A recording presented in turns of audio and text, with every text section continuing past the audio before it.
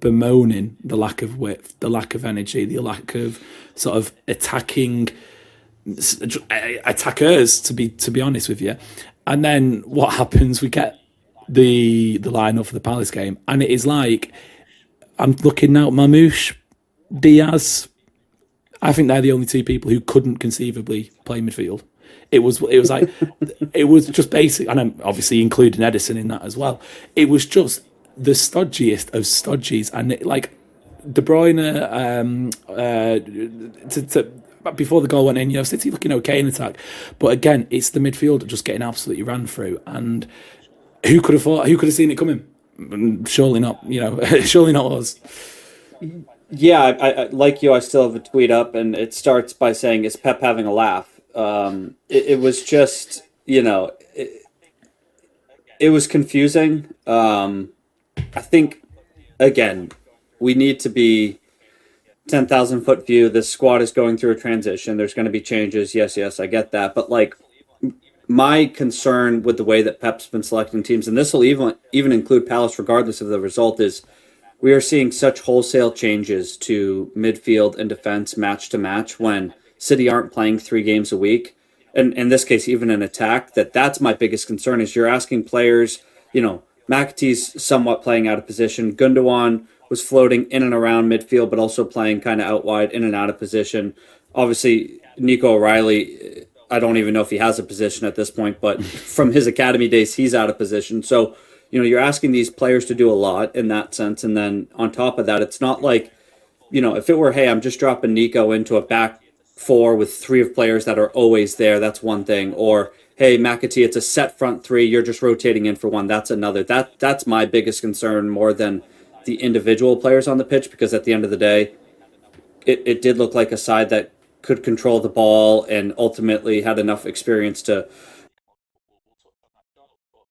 From that moment was obviously fantastic, and we'll touch on that shortly. But I don't know, like it was obviously, well, I was going to say it was a game of 2 halves. It was a half of 2 halves basically, but there were lots of really good parts for City, but also lots of really sort of quite worrying and still bad parts. Yeah, I mean, I kind of thought that even though we conceded early on, between like the first and 21st minute was Palace's second goal, we still, I thought we were still attacking really well. Like, we were still probably maybe the better team. They kind of had, as usual with City, 2 chances, 2 goals for them. But yeah, there were still like concerns with how easily they just would either bypass the midfield or break in behind. But yeah, I mean, it definitely was a half of 2 halves, because literally as soon as that, I mean, I didn't even realise it was offside, to be honest. I was ready to turn it off, to be totally honest with you. And I think at 3-0, that's that game done. They always say 2-0 is a dangerous scoreline. 3, the game's over at that point. Yeah. But yeah, it's sort of almost a shift in fortunes, sort of them getting that goal disallowed, and almost, I don't know, whether it was just Kevin or some of the other players just saying, right, let's just turn this round now. And it was sort of a very old City kind of vibe where, we get that first goal and then almost you basically know as soon as you score that first, we've got the game in the bag almost. Yeah. Like I said, that the momentum was just incredible. Sort of, probably one of the only times this season that sort of real buzz and the anticipation, and you could feel something. I don't think we've necessarily had that a lot of games this season. Ricci, the lineup drops, and don't get me wrong, the tweet's still up. I have no shame about it, but I think Attil tweet, this is one of the worst Pep lineups of his career, something like that. Chelsea game in the Champions League final included. We spent last sort of 5-6 days after the Manchester derby bemoaning the lack of width, the lack of energy, the lack of sort of attackers. To be honest with you, and then what happens? We get the lineup for the Palace game, and it is like I'm looking now at Mamouche, Diaz. I think they're the only two people who couldn't conceivably play midfield. It was like it was just basic, and I'm obviously including Edison in that as well. It was just the stodgiest of stodgies, and like De Bruyne before the goal went in, City looking okay in attack, but again, it's the midfield just getting absolutely ran through. And who could have thought? Who could have seen it coming? Surely not. Surely not us. Yeah, I like you. I still have a tweet up, and it starts by saying, "Is Pep having a laugh?" It was just, it was confusing. I think again, we need to be 10,000 foot view. This squad is going through a transition. There's going to be changes. Yes, I get that. But like my concern with the way that Pep's been selecting teams, and this will even include Palace, regardless of the result, is we are seeing such wholesale changes to midfield and defense match to match when City aren't playing 3 games a week. And in this case, even an attack, that's my biggest concern is you're asking players, McAtee's somewhat playing out of position. Gundogan was floating in and around midfield, but also playing kind of out wide, in and out of position. Obviously, Nico O'Reilly, I don't even know if he has a position at this point, but from his academy days, he's out of position. So, you're asking these players to do a lot in that sense. And then on top of that, it's not like, if it were, hey, I'm just dropping Nico into a back four with 3 of players that are always there, that's one thing. Or, hey, McAtee, it's a set front 3, you're just rotating in for one, that's another. That's my biggest concern more than the individual players on the pitch, because at the end of the day, it did look like a side that could control the ball and ultimately had enough experience to put the ball in the back of the net. But I looked at it and I'm like, ooh, Pep, whoa, what are we doing here? And ultimately, I think it still wasn't a great lineup. Obviously, I realized it was 5-2 as a result, but we talk about it was 2-0, could have been 3, possibly 4. I think a lot of that still goes down to the team selection, and I'm happy to say, hand up, I'm wrong, right? Because they did score 5, but I'm not sure that that's a lineup that you're going to want to roll out in the next 2, 3, 4 weeks. I'm just not convinced by it. Yeah. Guardiola's antics, I think, was it 2-2 or 3-2? I can't remember. It must have been 2-2 because it was in the first half. But Joe Olivier, when he's turning to the crowd and he's cupping his ear and stuff, and I don't know if I like that, to be honest, because like yes, of course, Guardiola has the last laugh, and the bank is overflowing with the amount of credit he's got, but the first 30 minutes still happened. Like, we still saw City get absolutely bullied by, don't get me wrong, a very good Crystal Palace team. And I think part of the reason City were able to get back into the game, not only because of the good stuff they were doing, but Palace's intensity dropped off and were late in the season, and it's hard to sort of maintain that throughout an entire campaign. But, like I said, that first 30 minutes still happened. Like, we still saw, as someone was in the stadium near me calling it, cover jeans running backwards, or maybe not running, but sort of just, the same issues we've seen all season. Ilkay Gundogan sort of plodding about and the touch is going off his foot, whatever. Comeback, amazing. But that 30 minutes still happened. Yeah, I mean, I understand, Pep has always kind of been almost gesture-ish with some of his, some of his actions in press conferences and playing up to the crowd, like when he's at Anfield and cupping his ear to them and stuff like that. But yeah, you're right. I mean, the first 30 minutes, we could be 3-0 down, and then that never happens because Pep no longer has the last laugh. He still set the team up to play like that and picked 7 natural midfielders in his team, and it's not a lineup that you will. I mean, I don't know. Maybe we'll see it again this season, but probably not.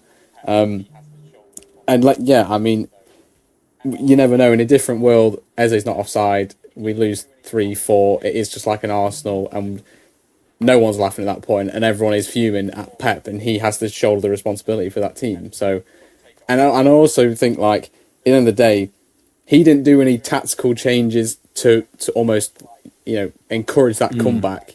It was more the players, specifically Kevin, sort of take it on his back and initiate that. So it's almost like, yeah, cup your ears and stuff, but is it not to like have a go at the guy, but is it really his comeback to take credit for? Yeah, that was exactly my thought. I don't know if Richie, I don't know if you got anything to add to that, but it felt a bit weird. That's all. Like, we know the guy's a weirdo, but it felt a little bit weird.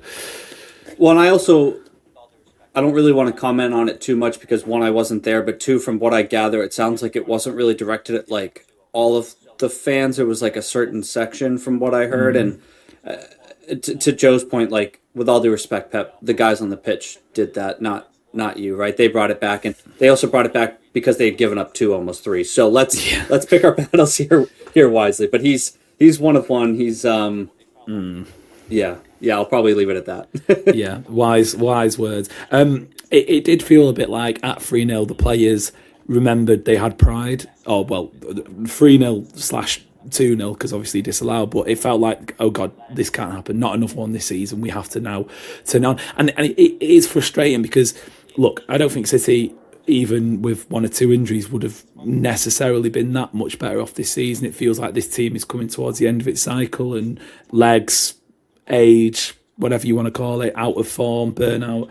But it is frustrating when you see Joe Olivier, the response and the reaction in the second half of that first half, because that blistering at times. Obviously, the balls De Bruyne was playing through. I think it was actually at 1-0. Omar Mamouche had a chance that he probably should have scored. Takes an extra touch, and maybe that's one to sort of know if we're talking long term Haaland backup centre forward ability, whatever.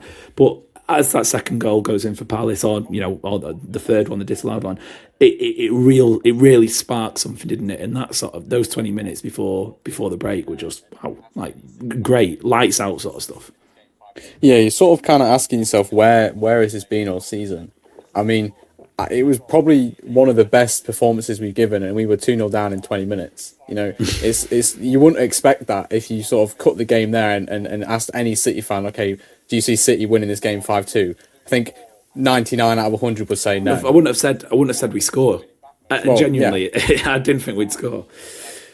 Yeah, I mean, it's like I made a post about it. Gundogan was chasing balls down like I've never seen him, sprint so quick.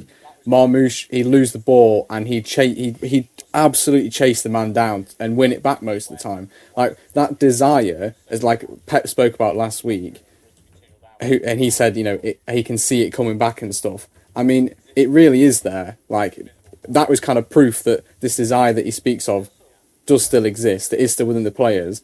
But where has it been? Why has it taken, so many match weeks for it to shine through and for us to be 2-0 down, for it to finally sort of, exist within the players and be visible to all of us? Yeah. I also wonder how much of it has to do with Kev himself and, the news of his decision to move on at the end of the season, or not be offered an extension, right? And he talked about post-match, he's going to do everything in his power to leave this club in a Champions League spot because that's where they deserve to be. And, again, if that's Omar Marmouche scoring that free kick to make it 2-1, I'm not sure that the reaction's the same. I think there's something to be said for it coming from Kev. His reaction, he celebrated plenty of goals before, but there's other times where he's pretty neutral about it. I mean, you could tell that meant a lot to him. And even with Marmouche's second goal, I don't know if you guys have seen the highlights back, but Kev's off to the side and he kind of has like a pretty big celebration with the fans himself. So I do think there's a lot to be said for just, one, it being a home match with Kev only having a few left, 2, him scoring that free kick, and 3, just him being so involved. I think really, I believe, fired everybody else up around him, because to Joe's point, like, with all due respect to Gundogan,